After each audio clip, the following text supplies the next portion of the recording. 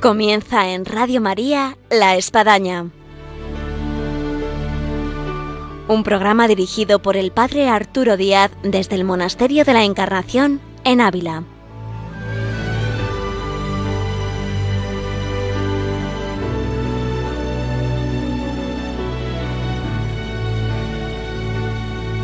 Buenos días, bienvenidos a La Espadaña, les habla el Padre Arturo Díaz. Hoy queremos hablar con alguien que nos trae muchas cosas con las cuales podemos este programa llenar y nos faltaría espacio. Y es el arzobispo de Oviedo, Monseñor Don Jesús Sanz Montes, que se encuentra aquí en Ávila, y no podíamos por menos de traer a nuestros micrófonos a alguien que además, digamos así, que es de esta casa, de Radio María. Así que les digo, no se pierdan este programa que ahora estamos por comenzar. Bienvenidos a La Espadaña.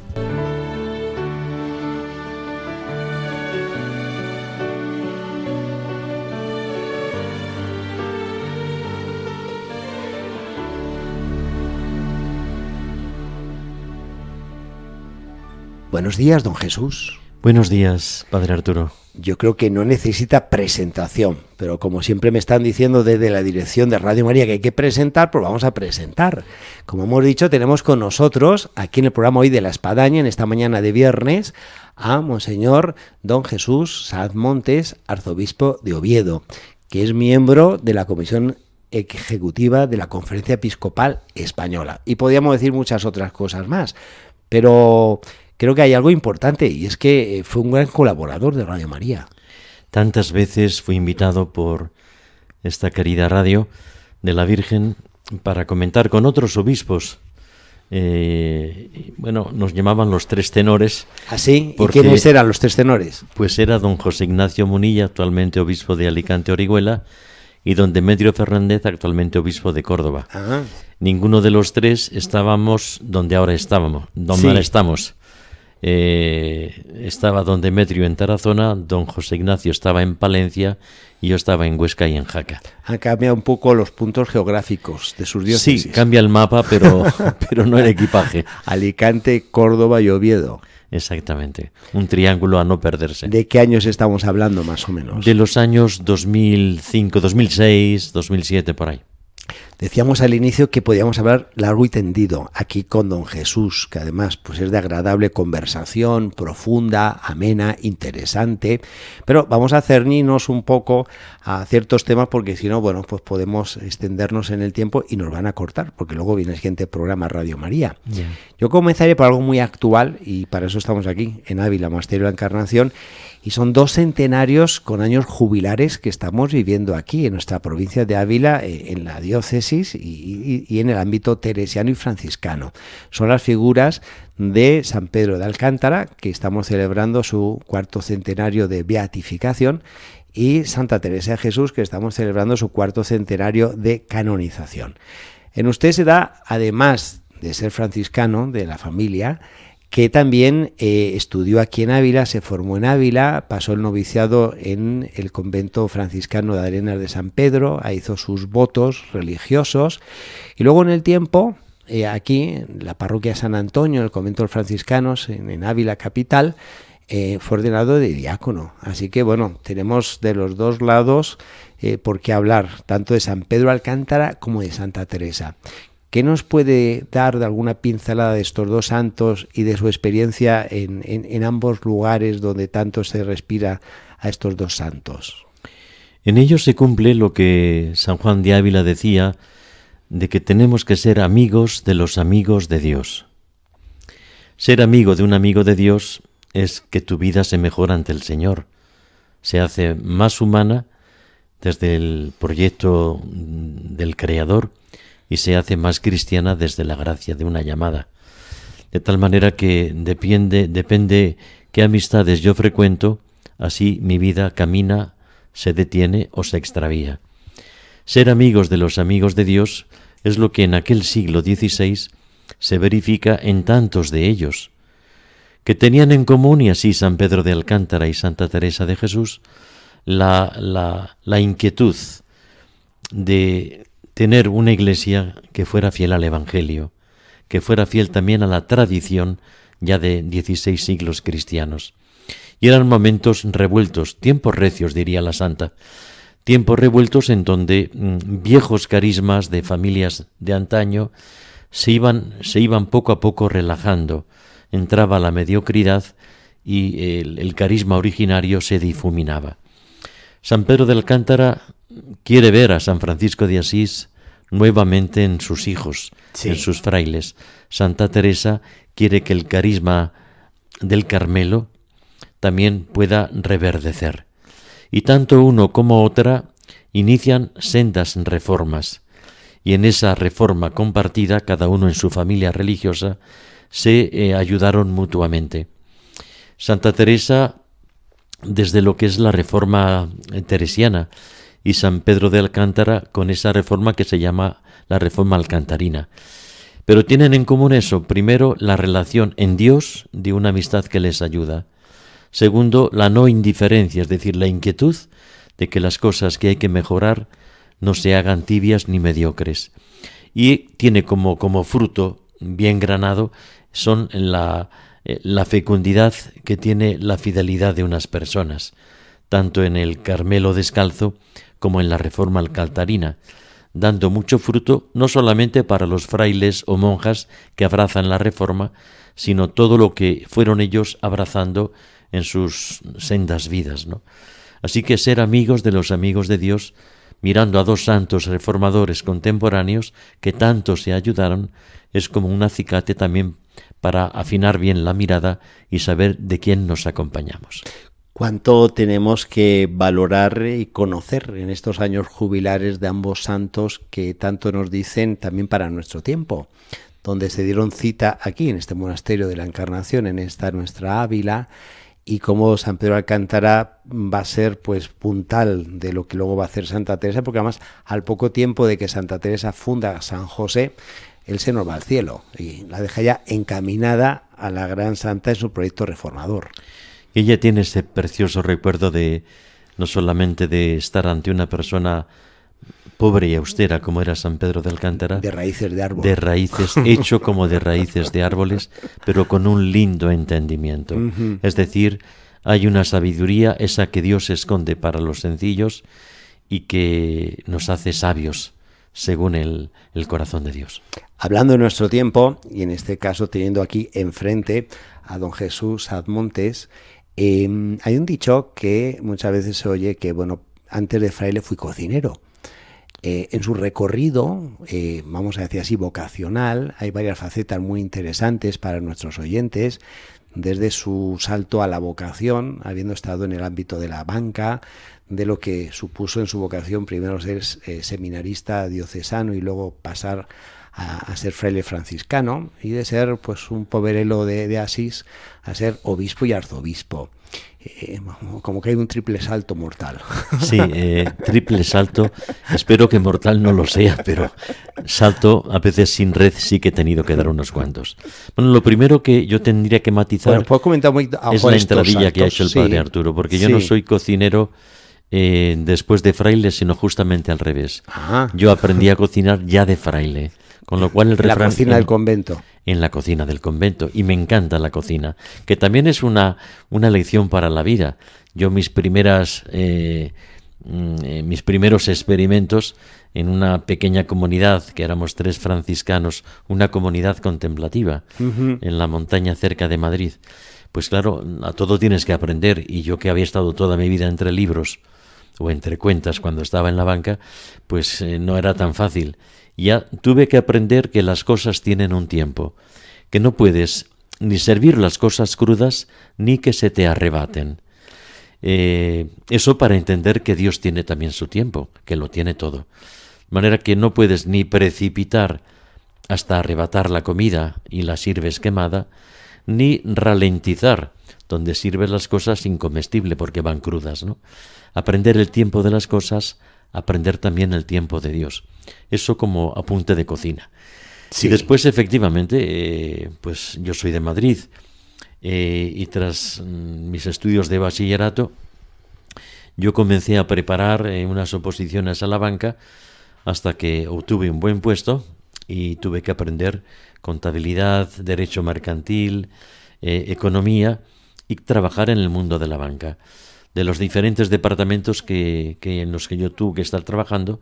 Uno de ellos era Bolsa y Valores, el mundo bursátil, el mundo de los valores. Y cuando me despedí de mis compañeros para decir me voy a un seminario, dije cambio de valores. Sí, entró en la economía de la salvación. Exactamente. Y entonces, bueno, inicialmente voy a un seminario que en aquel momento las cosas estaban un poquito revueltas. No servía, también con las personas que a mí me acompañaban espiritualmente, no servía cualquier seminario. Yo hubiera tenido que ir al de Madrid en principio, pero se me aconsejó con varias alternativas. Una de ellas era el seminario de Toledo, que en aquel momento, con un gran pastor que había, el cardenal don Marcelo González Martín, él tenía lo que llamó un seminario nuevo y libre. Yo leí aquella pastoral, un seminario nuevo y libre, y dije, ese es mi lugar. Y realmente en aquel sitio pude no solamente tener excelentes profesores que venían propios de Toledo, de otras universidades de España y también de Roma o de Alemania. Excelentes compañeros con los que tengo una preciosa amistad. Hemos comentado algunos de ellos en estos días que hemos compartido. Serían tantos, pero algunos de ellos Gonzalo Mazarrasa, Gonzalo Mazarrasa, Christopher Harley, entre otros, digo, porque éramos los tres venidos de Madrid. Pero los que estaban en Toledo, como digo, una preciosa amistad sacerdotal que nos une pues en el Señor tantos afectos. Pero Dios tiene su plan y es el que lleva la agenda también para contigo, y a un cierto momento yo experimenté como una especie de duda crítica, en donde dices, bueno, pues igual tienes que volver atrás y lo tuyo ha sido un ensueño, y me era muy fácil volver al banco que me guardaba en el puesto o volver a alguna relación afectiva con la que yo pues trabajaba futuros familiares, ¿no? Sí. Y entonces la tentación era esa. Y en ese trasiego de duda y de crisis me invitaron a ir una semana de Pascua, toda una semana, a una leprosería que estaba regentada por franciscanos. Y aquello fue un revolcón donde los haya, en donde el Señor me hizo ver de una manera tímida que quizás lo mío fuera la vida religiosa, y por eso yo no me encontraba en un planteamiento de vida diocesana. De tal manera que me lo tomé con calma para no equivocarme, y de la mano de mi director espiritual, cuya causa de beatificación está introducida, don José Rivera, ¿cómo no? Pues di el paso, acabando los estudios ya de la teología, al noviciado, que lo realicé, como antes se ha recordado, en Arenas de San Pedro. Aquí en la provincia de Ávila. Aquí en Ávila, sí. Y de allí, pues, mi inquietud primera fue misionera, y sin embargo mis superiores me dijeron, te vas a dedicar a estudiar. Y tuve que hacer 2 licenciaturas y un doctorado, diciendo, se han equivocado conmigo, y sin embargo, cosas del Señor, a través de su providencia, dieron en el clavo. De manera que yo me dedicaba, y estaba precisamente en aquel momento, cuando ya volví de Roma, con el doctorado, estaba dedicado a la enseñanza de la teología en la universidad de Madrid y en la de Roma. Pero cuando estaba en mi mejor momento, me parecía a mí... Viene el triple salto mortal. Viene otro salto, espero que no mortal como digo, pero otro salto donde te quedas nuevamente a la intemperie y quedas colgado de la providencia. Cuando el señor Nuncio me llama para decirme de parte del Papa San Juan Pablo II que quería hacerme obispo de Jaca y de Huesca. Unos años después, 6 concretamente, otro nuncio me vuelve a llamar para, en nombre de otro papa, decirme que me hacen arzobispo de Oviedo. Papa Benedicto. Y en esa aventura estamos, dando gracias a Dios y muy contento. Dentro de esta aventura, en lo que es la Conferencia Episcopal Española, por años ha estado como presidente de la Comisión Episcopal para la Vida Consagrada. Y además, siendo en este caso franciscano, pues conoce mucho lo que es la vida consagrada. Podríamos hablar mucho de la vida consagrada, pero dado que estamos en un ámbito aquí de lo que es un monasterio de clausura, la vida contemplativa, no cabe duda que viene a ser como una especie de perla en lo que es la Iglesia, la vida contemplativa, de la cual podríamos destacar que en España tenemos 11.000 más o menos monjas de clausura. Yo creo que es un tesoro que no lo valoramos, lo que tenemos en España. A veces ensalzamos mucho los 15.000 misioneros en el mes de octubre por la campaña del DOMUN, todo eso, pero poco a veces comentamos, hablamos y vemos qué podíamos hacer por mantener la vida de clausura, la vida contemplativa de este gran tesoro que España tiene. Son 11.000 monjas contemplativas en casi 700 monasterios de clausura. Bueno, esta vocación, que es especial sin duda alguna, ocurre como con el conjunto de los carismas, que no hay ningún carisma que pueda agotar, evidentemente, todo lo que es la riqueza del Señor. Y un carisma no deja de ser una perspectiva, que cada uno ve al Señor, y el fundador o la fundadora han visto al Señor hasta el punto de en ellos nacer una familia que es testigo de esa perspectiva. Y al igual que Jesús bendice a los niños, al igual que Jesús cura a los enfermos, al igual que Jesús predica a las muchedumbres, al igual que Jesús hace milagros para quitar el hambre o la sed, como cuando la multiplicación de los panes o como cuando la mujer samaritana junto al brocal del pozo de Sicar. Jesús también resucita a los muertos. Jesús sale al paso de una lapidación de una pobre mujer. Es decir, tantos momentos que son perfiles de Jesús y que han nacido a través del tiempo de la Iglesia los distintos carismas. Uno de ellos, que no es menor, es que Jesús madrugaba cada día, trasnochaba cada tarde, para ponerse a la escucha y a la adoración de la palabra y del rostro de su Padre. Y esto es lo que representa la vida contemplativa. Esa es su perspectiva. No es que las misiones estén mal o sean menos, sino sencillamente que es otra perspectiva. Y algunos hombres o algunas mujeres, Dios los llama precisamente para que profundicen y mantengan este escenario, que es el escenario contemplativo, y por eso el claustro. Un claustro en donde cualquier alma contemplativa está llamada precisamente al silencio, que no es el mutismo, el silencio que te permite escuchar sin distracción, o por lo menos con menos distracciones o disipaciones, la palabra del Señor. Y es un ámbito en el que se te invita a la soledad, que no es el aislamiento, en donde sin ninguna distracción o con menos disipaciones tú adores una presencia. De tal manera que el silencio, que no es callarse como si fuéramos mudos, o la soledad, que no es aislarse como si nos escapásemos de todos, el silencio y la soledad representan el quicio de este perfil de Jesús que madruga o que trasnoche para ponerse a la escucha y a la contemplación de su Padre. Esto es lo que han recibido con los matices luego de cada espiritualidad monástica, lo que han recibido las carmelitas descalzas, las clarisas, los benedictinos y un largo y precioso etcétera.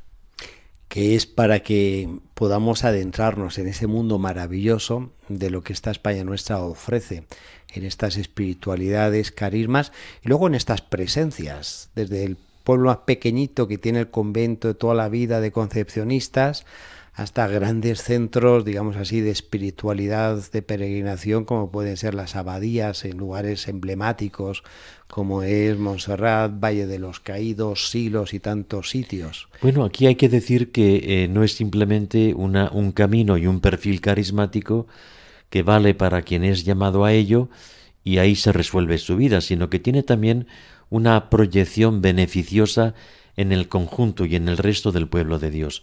¿Cuántos monasterios que viven así, con esta seriedad fecunda, su fidelidad y su carisma, hacen bien a las personas que acuden al monasterio pidiendo oraciones, pidiendo consejos, pidiendo consuelo? Y como decía San Pablo VI, un monasterio contemplativo es como en un ambiente de asfalto ver de pronto una zona verde. Es la zona verde donde tú respiras y la clorofila te permite ver que nacen las flores y renace la esperanza. Cuando te acercas a un monasterio para pedir oraciones o para compartir la liturgia, tú sientes la alegría de que aquí están estas hermanas o estos hermanos viviendo su silencio y su soledad monásticas también para bien de todas las almas. Entrados en ese verde que nos invita a respirar en profundidad y en llenar nuestros pulmones de oxígeno, pues nos tenemos que ir a las montañas de Asturias. No podíamos por menos, teniendo delante aquí al arzobispo de Oviedo, de hablar de lo que supone Covadonga, esa cueva, esa santina, esa historia, esa espiritualidad, ese lugar de peregrinación, de atención pastoral. Para oyentes que nunca han ido, pues puede ser quizás la llave que abra esa puerta que les lleve a un lugar maravilloso en esta nuestra España, que es Covadonga. Covadonga realmente es no solo el corazón espiritual de Asturias, sino que es un enclave natural de inconmensurable belleza. Aquellas montañas que, digamos, sus cimas nos presiden, algunas coronadas con preciosas cruces, el río Auseba, que parte en dos el valle de Covadonga, la belleza natural es una belleza que te conmueve. Como todo lo que sale de las manos y de los labios de Dios, tiene esa firma de autor que es la belleza, una belleza natural. Pero además de este enclave natural tan bello, Covadonga representa un antes y un después en la historia de un pueblo, porque allí se inicia una reconquista que ahora intentan desdibujar, incluso cambiar la nomenclatura. Allí se inicia una reconquista por el rey Pelayo y sus incondicionales, que no eran tantos. Confiándose en el Señor y con la protección de la Virgen, de ahí nace la devoción a la Virgen de Covadonga, nuestra querida Santina, ahí nace la fe de un pueblo o renace una tradición, según se va reconquistando lo que antes había sido invadido por la incursión musulmana. De tal manera que tenemos el enclave natural de tanta belleza, la historia que tiene allí el punto de partida y después el corazón espiritual, porque es un lugar al que peregrinar. Por Covadonga pasan anualmente cerca de 1,5 millones, algún año 2 millones de peregrinos, que llegan de todo el mundo, Sí. de Asturias, del resto de España y del resto del mundo. Y entonces la pastoral que allí se tiene es una pastoral de acogida, como todo santuario mariano. No es una parroquia, pero sí que la gente allí es tocada en su corazón. Se puede hacer una buena confesión, se puede participar en la Santa Misa, se reza el rosario y otras devociones a la Virgen, y tú sales de allí recreado por la belleza, confirmado por una historia a la que perteneces y sobre todo consolado y fortalecido por una fe que allí se renueva. Con esto nos invita a que tenemos que ir, que este verano no puede pasar sin que pongamos mochila, zapatillas, bastón, vieira, en fin. Y yo de hecho voy a volver. Sin duda, el pastor tiene que volver. Pues de don Jesús podíamos hablar de muchísimos otros temas. Creo que hemos tenido un buen repaso en este recorrido de lo que han sido pues estos dos santos, Santa Teresa de Jesús, San Pedro Alcántara, de sus centenarios, de su recorrido vocacional, de lo que es la vida consagrada y en este caso la vida contemplativa, de ese lugar tan especial que es la Santina. Y ya para terminar, en el tiempo que nos queda, que viene ahora el tiempo de verano, es un tiempo que da para mucho, para estar en familia, para hacer un camino de Jesús, para hacer una experiencia vocacional, para participar en alguna peregrinación. En su experiencia, que es muy variada, ¿qué podría recomendar a nuestros oyentes para que este tiempo, que en sí no es litúrgico, no es de Cuaresma ni tampoco es de Adviento, Navidad, cómo se podría vivir para poder hacer una experiencia de Dios? Bueno, cuando se plantean unas vacaciones cristianas, hablamos de una holganza que no deja a Dios en la guardería o en la residencia de ancianos, que como Dios es eterno está muy mayor. pues ni residencia geriátrica ni guardería infantil, sino que unas vacaciones planteadas cristianamente se va a descansar con Dios.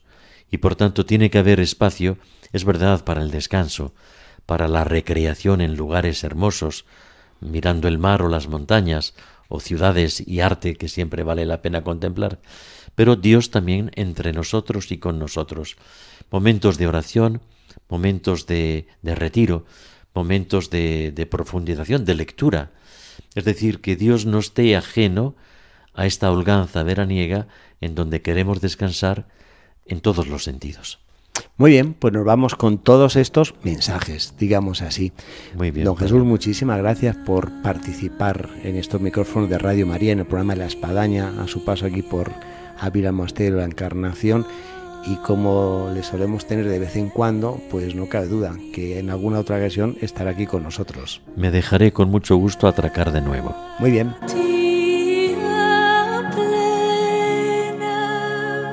Pues llegamos así al final de nuestro programa del día de hoy de La Espadaña en Radio María, donde hemos tenido la gracia y la dicha de contar con nosotros, con don Jesús Admontes, arzobispo de Oviedo, y donde hemos podido estar profundizando y hablando de temas que siempre están ahí, muy interesantes, y de esa invitación a vivir este tiempo que viene por delante en lo que supone esa experiencia de Dios en medio del verano.